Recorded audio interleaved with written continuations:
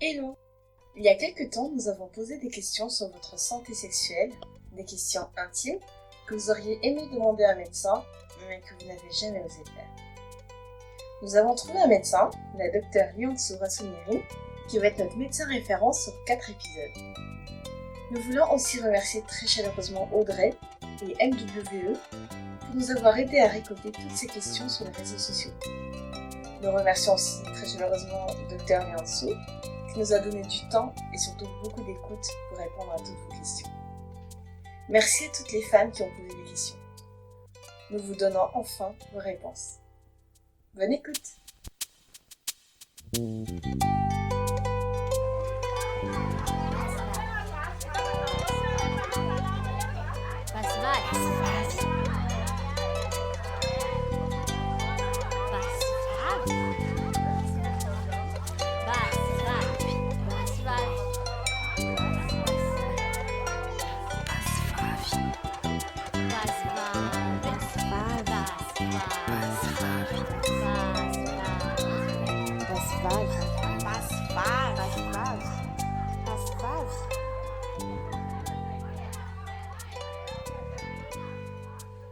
Bienvenue sur Basse-Vave.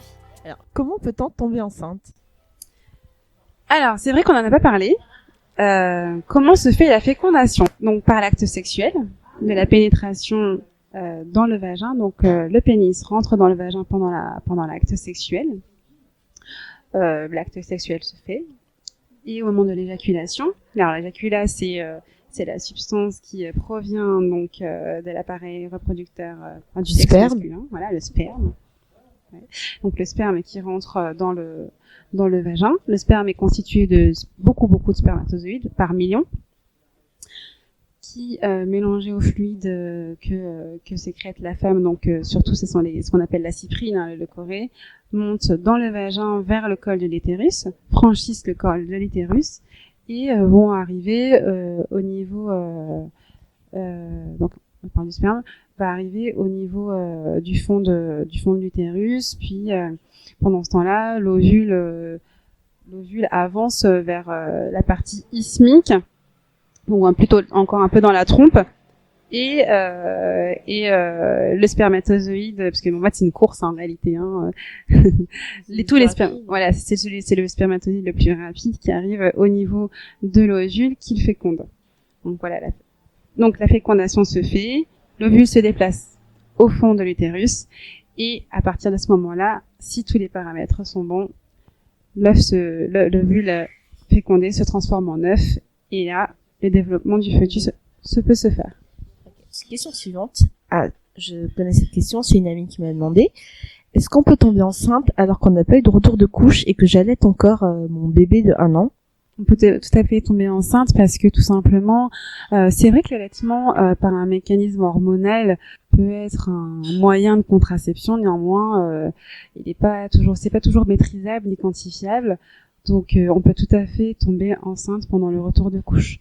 Le mécanisme de contraception est très variable d'une femme à l'autre et on peut pas vraiment assurer le fait que la contraception est efficace pendant l'allaitement. Donc oui, on peut tomber enceinte. Alors, quelles vitamines conviennent aux femmes allaitantes? La plupart du temps, pour bien préparer le développement du bébé, on prend souvent la vitamine B9 qui est l'acide folique. Ne pas oublier aussi tout simplement les autres types de vitamines qu'on prescrit, qu'on prend habituellement, à savoir la vitamine D pour les os, la vitamine C pour la forme, et le fer bien sûr pour éviter d'être trop fatigué. Donc en fait toutes les vitamines qu'on prend habituellement pour aller bien, plus la vitamine B9 qui participe au bon développement du fœtus. D'accord. Est-ce que allaiter fait maigrir et surtout si c'est un petit garçon? La grosse question. Est-ce que allaiter fait maigrir? Alors théoriquement, si c'est un petit garçon. Surtout si c'est un petit garçon. Malheureusement, il n'y a pas de règle filles ou garçons pour les enfants, pour les bébés. Par contre, est-ce que allaiter fait maigrir? Oui. Allaiter fait maigrir, mais à condition que l'allaitement dure plus de 3 mois et que ce soit régulier. c'est tout un mécanisme hormonal qui fait qu'effectivement, déjà, on perd de manière physiologique le poids qu'on a pris avec le poids du bébé, l'accouchement, la fatigue. Et aussi de manière hormonale, mais malheureusement, il faut attendre un peu plus de 3 mois d'allaitement régulier tous les jours pour vraiment dire que l'allaitement fait maigrir. Après, c'est vraiment une variabilité entre les femmes et je peux pas vraiment dire combien de kilos on perd. On va dire théoriquement entre 3 et 15 kilos. Est-ce que avoir un enfant après 36 ans est possible? Alors, c'est sûr que du point de vue physiologique, on dit, alors c'est physiologique, hein, qu'à partir de 25 ans, alors 25 ans c'est le pic vraiment de la fertilité au max, et qu'à partir de 25 ans, le taux d'ovules diminue. Alors on va pas dire pas 25 ans et à partir de 26 ans le taux diminue drastiquement, non, c'est pas du tout le cas. Mais qu'effectivement, au bout de 10 ans de diminution, donc on arrive à 36 ans, qu'il y a un petit peu moins de chances de tomber enceinte plus facilement qu'à l'âge de 25. Néanmoins, oui, c'est possible, à condition bien sûr d'être en bonne santé soi-même, qu'il n'y ait pas de problème au niveau de l'appareil reproducteur féminin, et surtout, et c'est ce que disaient souvent les gynécos, la grossesse, c'est dans la tête. Le sexe, c'est dans la tête.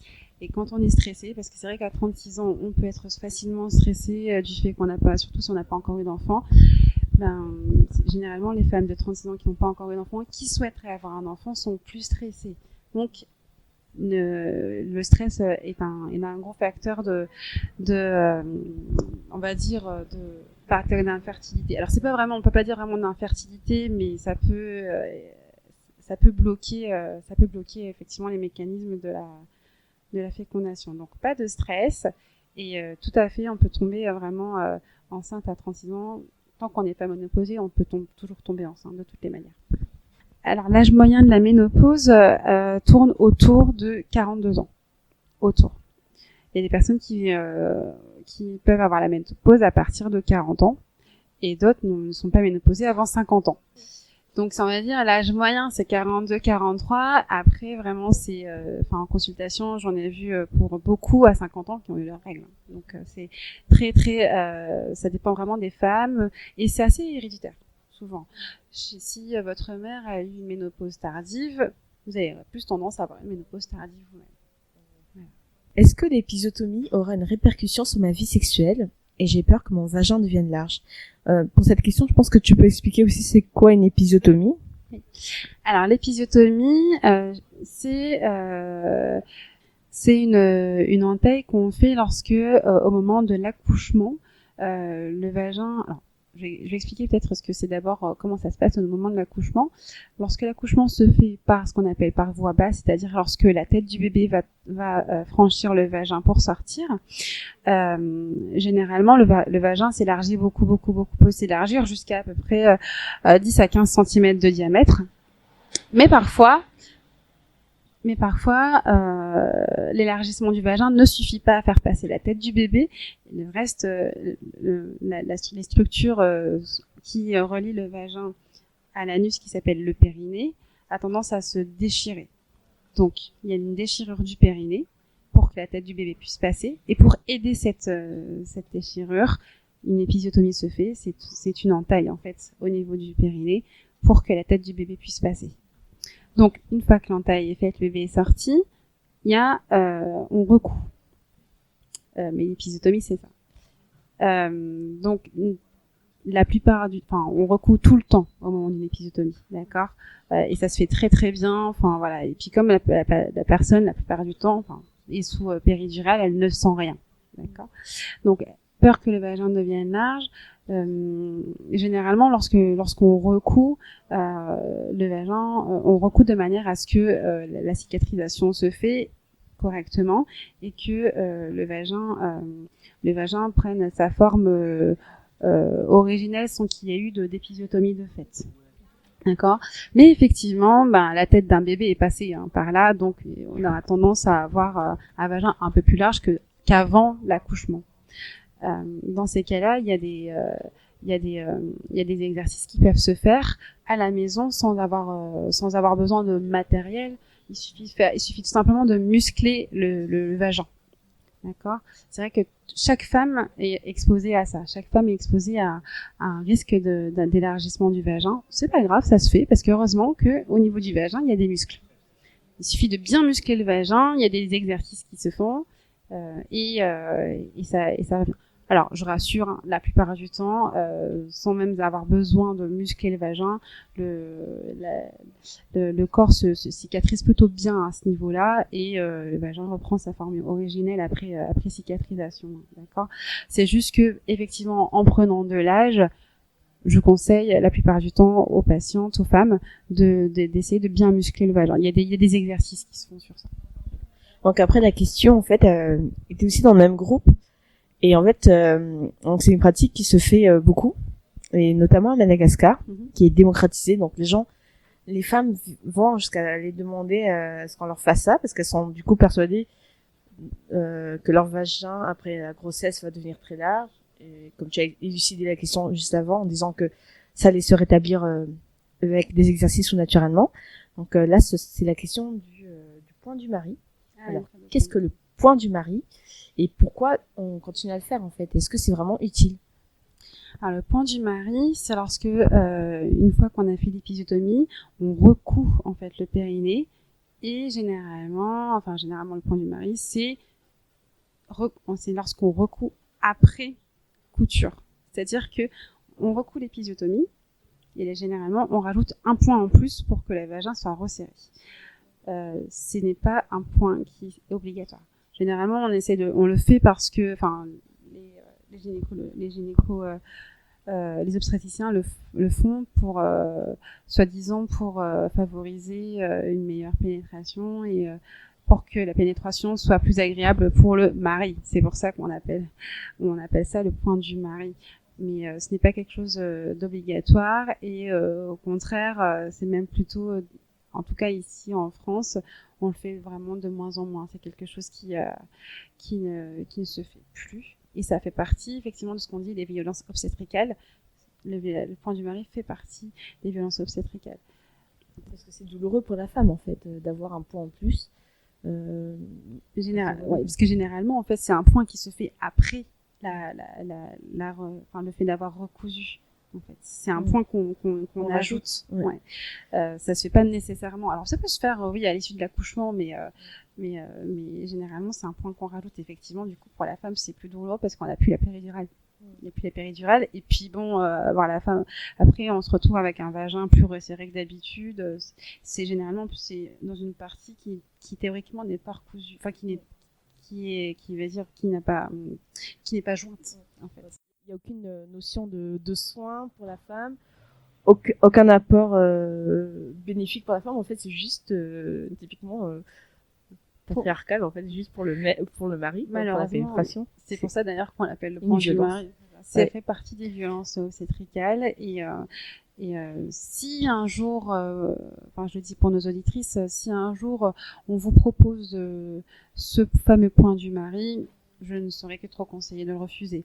Parce que tout simplement, comme je l'ai dit plus haut, le vagin, une fois qu'il a été cicatrisé, reprend sa forme originelle. Si plus tard il y a des tendances au relâchement, des exercices musculaires peuvent se faire. Okay. Ouais. Merci. Et alors là, c'est une question sur la fertilité. Si on n'arrive pas à avoir d'enfant, au bout de combien de temps on doit consulter? Alors théoriquement, on attend 2 ans. 2 ans de tentative d'essai bébé pour vraiment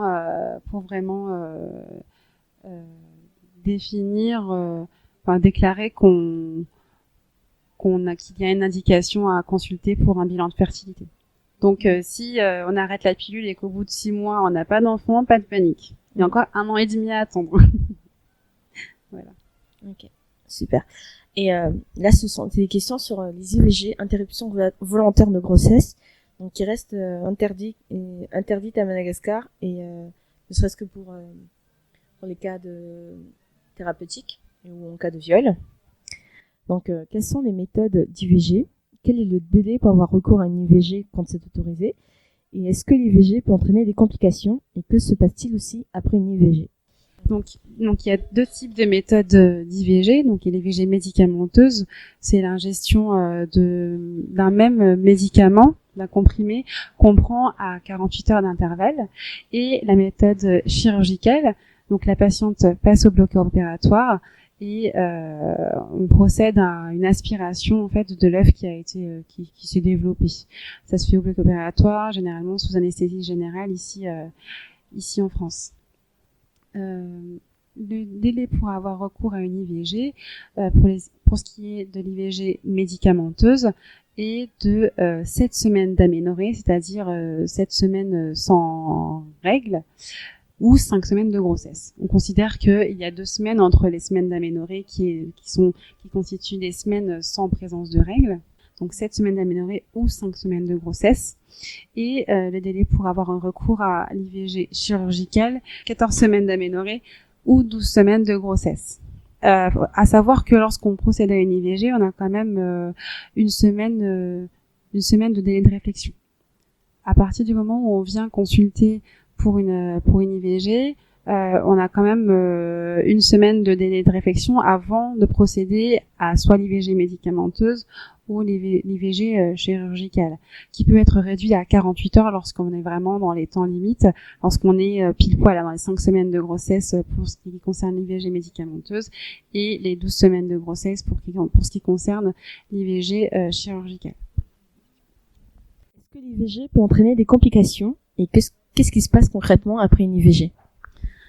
Alors, l'IVG peut entraîner des complications alors, on peut parler des complications psychologiques. C'est pour ça qu'on a besoin d'une semaine de réflexion vraiment avant de procéder à l'IVG, quelle qu'elle soit, que ce soit médicamenteuse ou chirurgicale. C'est pas un acte anodin. Donc oui, alors on peut en parler des complications psychologiques, donc dans l'impact psychologique. Maintenant, dans l'acte en lui-même, l'IVG médicamenteuse, le risque et le fait que l'IVG médicamenteuse ne fonctionne pas. Enfin, fonctionne parce que l'œuf aura été éliminé, mais il existe encore une rétention parce que tout le matériel nécessaire au développement de la grossesse est encore présent dans l'utérus, donc il y a encore des petits caillots qui restent. Donc dans ces cas-là, cette rétention est soit prise en charge par des médicaments qui sont avisés d'expulsion de ce matériel. Donc ça, c'est les complications en ce qui concerne l'IVG médicamenteuse. Et les complications concernant l'IVG chirurgicale, la même chose. Il peut exister ce qu'on appelle la rétention. Donc c'est le matériel, l'œuf aura été détruit, mais le matériel nécessaire à la grossesse persiste. Et dans ces cas-là, il faudra soit utiliser des médicaments pour expulser ce matériel, soit reprocéder à une nouvelle intervention chirurgicale qui consistera à réaspirer le reste du matériel. Et la complication ici en France, c'est vraiment, on va dire, qui frôle les 0%, mais il existe quand même, et je suis obligée d'en parler. C'est la perforation utérine. C'est-à-dire parce qu'il s'agit d'un aspirateur qui rentre dans l'utérus pour enlever l'œuf. Je parle de l'IVG chirurgicale. Il aspire l'œuf. Il aspire le matériel, mais il aspire aussi ce qui aura servi à l'implantation de l'œuf. Donc une toute petite partie de l'utérus. C'est qui forme une plaie qu'on peut tout à fait recoudre, d'accord. Mais bon, je suis obligée d'en parler un petit peu. Voilà. C'est une intervention chirurgicale après. C'est vraiment tout à fait une intervention chirurgicale, vraiment comme toute petite intervention. Maintenant, c'est quelque chose qui frôle les 0% en France. Hein. Ça existe vraiment quasiment plus du tout avec les matériels ici qui est adéquat. Et bien sûr, les complications liées à l'anesthésie. À Madagascar, en ce qui concerne l'IVG, vous pouvez vous approcher de l'association Nifinakang qui vont en parler un petit peu plus. Beaucoup plus en détail de la réalité à Madagascar. Quand on a des partenaires hommes cis, qui est le professionnel de santé sexuelle adapté pour eux? Alors, pour les hommes, l'équivalent du gynécologue, c'est l'urologue. L'urologue, c'est celui qui s'occupe de la partie génito-urinaire des hommes. Donc, tout ce qui est en rapport avec le pénis et l'organe reproducteur masculin.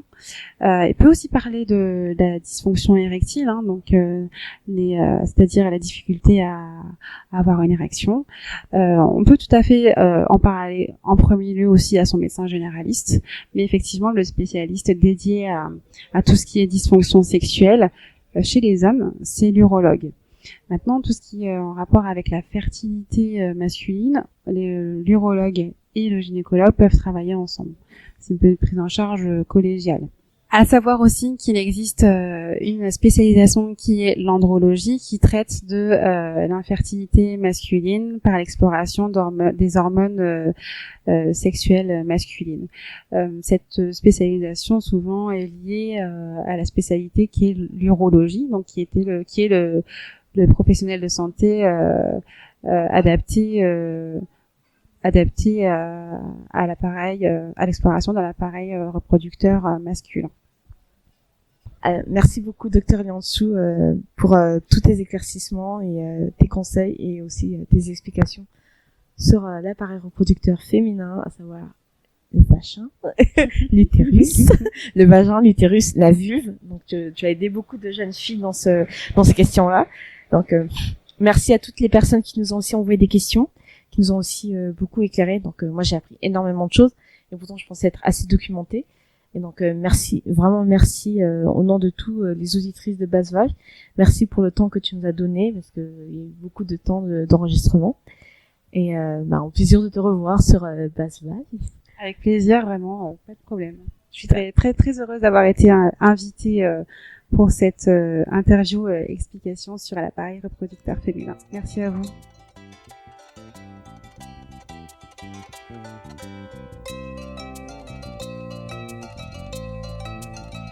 Et voilà, 4 épisodes de réponse aux questions. J'espère que vous avez apprécié. Et surtout, n'hésitez pas à partager nos épisodes à vos petites sœurs, à vos filles ou à vos cousines.